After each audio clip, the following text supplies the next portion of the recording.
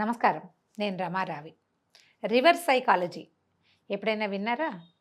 మనం అందరం చేస్తామండి ఇది. ప్రతి వాళ్ళకి ఈ ఐడియా ఉంటుంది. కానీ ఇవాళ రేపు దీన్ని ప్రత్యేకమైన విషయం కింద చెప్తున్నారు, చెప్పబడుతోంది కూడా. ఇది మనకి చాలా ప్రాక్టీస్ ఉంటుంది. జనరల్‌గా తల్లులు ఇళ్లల్లో చిన్నపిల్లలతోటి వాడతారు. వాడికి రాదు, నీకైతే వస్తుంది. ఓహ్! నీకు రాదనుకున్నాను వచ్చా? నీకు వచ్చనుకున్నాను రాదా? ఇలా మాట్లాడతాం పిల్లల్ని మనం. తాకట్టులో ఉన్న బంగారాన్ని విడిపించి ఆ రోజు ఆన్లైన్ రేటుకే మేము కొంటాం. Sharma gold company. ఎవరు గుడ్ బై అయితే వాళ్ళు రాస్తారు. ఇలాంటివి కూడా వాడతాం. ఇవి వాడేస్తూ ఉంటాం. ఇది ఏంటి అవుతుంది, పిల్లలకి ఒక నెగిటివ్ థాట్ ఇస్తూనే పాజిటివ్గా పని చేయించేందుకు ఉపయోగపడుతుంది. లేదా పాజిటివ్ థాట్ ఇస్తూ నెగిటివ్ థాట్ చేయకుండా, ఆ పని చేయనివ్వకుండా ఉంచడం కోసం వాడతాం దీన్ని. దీనికి చాలా పెద్ద స్ట్రాటజీ ఉందండి. అంత పెద్ద పెద్ద స్ట్రాటజీలకి వెళ్ళొద్దు మనం. ఇది ఒక ప్రాక్టీసు.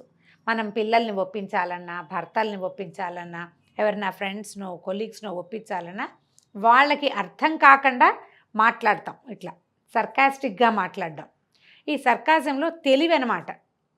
ప్లాన్డ్గా సర్కాస్టిక్గా అంటే ఏదో వచ్చేస్తాయి మాటలు. ఇది అట్లా కాదు. ప్లాన్డ్గా అవతల వాళ్ళని మనం అనుకున్న పనికి ఒప్పించటం కోసం, మనం ఏం చేయించదలుచుకున్నామో అది చేయించటం కోసము వాడు డైరెక్ట్గా చెయ్యి అని చెప్పడం కాకుండా, చెయ్యొద్దు అని చెప్తూనే చేస్తావా అని అడుగుతూనే చేయించటం అన్నమాట. నీకు ఇష్టమైతేనే చెయ్యి అని కూడా అంటాం. ఏమో నేను ఇలా అనుకుంటున్నాను, నన్ను నమ్మితే చెయ్యి, ఇలాంటి మాటలు కూడా వాడతాం. ఇది ఇప్పుడు ఇవాళ రేపు దీని మీద చాలా ఎక్కువ మాట్లాడతారండి. మా ఎస్ఈఓ అయితే నన్ను అడిగాడు, దీన్ని ఎవరు ఎప్పుడు ఎక్కడ ఎలా వాడాలి, ఎవరితో వాడాలి, ఎవరితో వాడకూడదు. ఒకవేళ ఇలాంటి మనస్తత్వం కనుక మనకి ఉంటే అవతల వాళ్ళకి అర్థం కానంత వరకు మన వేషం, మన కథ నడుస్తుందండి. పిల్లలు మన చేతుల్లో మోసపోతారు. కాబట్టి పిల్లల దగ్గర వాడుకోవచ్చు దీన్ని. మనం ఈ మాయాబజార్ సినిమా చూస్తుంటారు అందరూ. తెలుగు వాళ్ళు మాయాబజార్ చూడకుండా ఉండనే ఉండరు. చాలాసార్లు చూసేవాళ్ళు కూడా ఉంటారు. నేనైతే ఒక 60, 70, 80 సార్లు చూస్తుంటానండి. 60, 70, 80 కలపండి అన్నిసార్లు అనమాట. కనపడితే చూస్తా, తోచకపోతే మళ్ళీ మాయాబజారే పెట్టుకుంటాను. అందులో ఒక్కొక్క డైలాగు ఒక్కొక్క ఆణిముత్యం. అందులో ఈయన శకుని క్యారెక్టర్ చెప్తుంటారు లక్ష్మణ కుమారుడికి, అభిమన్యుడైతే వెనక్కి తీస్తాడు కానీ నువ్వెందుకు తీస్తావు, అభిమన్యుడైతే చేయలేడు కానీ నువ్వెందుకు చేయలేవు, ఇలా మాట్లాడి ఇతన్ని రెచ్చగొడతారు. మన తాలూకు వీక్ పాయింట్ కనుక అవతల వాళ్ళకి అర్థమైందా, వాళ్ళు మన మీద రివర్స్ సైకాలజీ వాడతారు. లేదా మనకే అవతల వాళ్ళ సైకాలజీ అర్థమైతే వాళ్ళని ఏ పాయింట్లో నొక్కితే వాళ్ళు మన మాట వింటారో ఆలోచించుకుని ప్లాన్ చేస్తే కొన్నిసార్లు పనులు అవుతాయండి. బట్ ఇది రెగ్యులర్ ప్రాక్టీస్గా చేయకూడదు. ఈ రెగ్యులర్ ప్రాక్టీస్ వల్ల ఏమవుతుందంటే, అవతల వాళ్ళకి కనుక మన సంగతి అర్థమైందా, ఇంకా వాడు చేప జారిపోయినట్టే, మన చేతిలో ఉండదు. ఇంకా ఇక వాళ్ళు మన చేతికి రారు. పిల్లల్ని కొంత ఏజ్ వచ్చే వరకు చేస్తాం. భర్తలనో భార్యలనో మనం సెంటిమెంటల్గా, ఎమోషనల్గా వాళ్ళని ఇరికించి పనులు చేయించుకుంటాం. కానీ ఎమోషను తెగేదాకా లాక్కూడదు. సెంటిమెంట్ కూడా ఎప్పుడు తెగేదాకా లాక్కూడదు. దీన్ని ఎలా వాడాలో ప్లాన్డ్గా ఆలోచించుకుని వాడుకోవాలి. అసలు ఇలాంటిది ఒక పద్ధతి ఉంటుందని కూడా తెలియని వాళ్ళు కొంతమంది, అంటే స్ట్రైట్ ఫార్వర్డ్ వాళ్ళు ఉంటారు. వాళ్ళు దీన్ని ప్లాన్డ్గా ఇంప్లిమెంట్ చేసుకోవాలి. లివింగ్ స్టైల్లో ఏంటంటే మనకి ఎప్పుడు చెప్తారండి, హిందీ వాక్యాలు చెప్తుంటారు, నాకు భలే ఇష్టం కొన్ని. సీధీ ఉంగ్లీ సే ఘీ నా నిక్లీతో ఉంగ్లీ టేఢీ కర్నీ చాహియే అని. అంటే ఇలా వేలు పెట్టాం నేతి గిన్నెలో, వేలుకి ఒక నలకంతే అంటుంది, రాలేదు. వేలు కనుక ఉంచితే కొంచెం ఎక్కువ వస్తుంది. ఆలోచించండి. అప్పుడప్పుడు ఈ రివర్స్ సైకాలజీని మనం వాడాల్సి ఉంటుంది.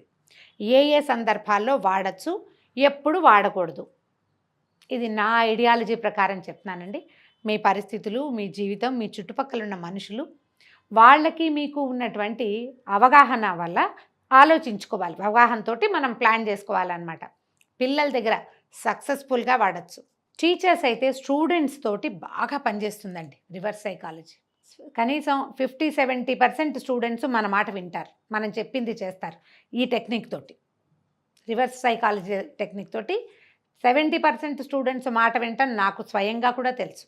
భర్తలతోటి 50-50, భార్యలతోటి కూడా 50-50 అనండి. ప్రతిసారి వాడకూడదు. ఒక 3-4 సార్లు వాడేసరికల్లా అవతల వాళ్ళకి అది హ్యాబిట్ తెలిసిపోతుంది. సేమ్ ప్యాటర్న్ సేమ్ అయిపోతుంది కదా. సేమ్ ప్యాటర్న్ ఎప్పుడు వాడకూడదు. ఎవరినైనా ఒప్పించాలంటే ప్యాటర్న్ మార్చాలి. మనకి ప్రైవేట్ క్లాస్ తీసే అలవాటు ఉందనుకోండి, నాకుంది, మీకు తెలుసు కదా, మిమ్మల్ని ఇలాగే వాయించేస్తూ ఉంటాను నేను. బాగా ప్రాక్టీస్ ఎక్కువ. ప్రతిదానికి ఏదైనా ఒక పాఠం చెప్తూ ఉండటం. ఎవరు వింటారండి ఎంతసేపు పాఠం చెప్తే? అప్పుడప్పుడు పాఠం చెప్పొద్దు. సింగిల్ సెంటెన్స్లో ఈ రివర్స్ సైకాలజీని వాడి చూడండి.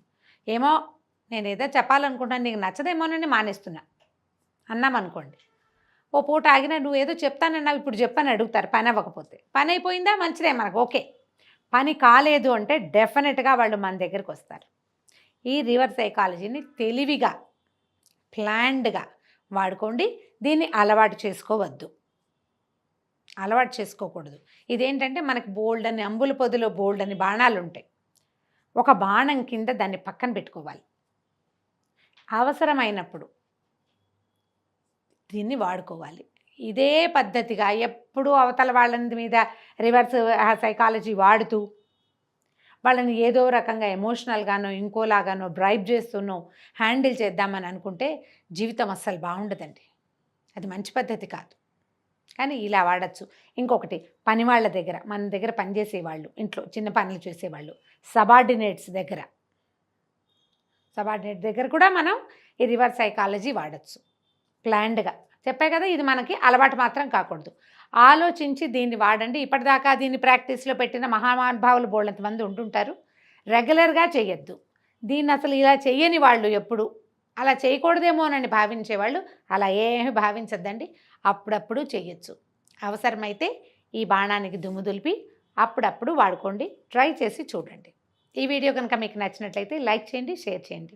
మరిన్ని ఇంట్రెస్టింగ్ విషయాలు తెలుసుకోవడం కోసం సుమన్ టీవీకి సబ్స్క్రైబ్ చేసుకోండి.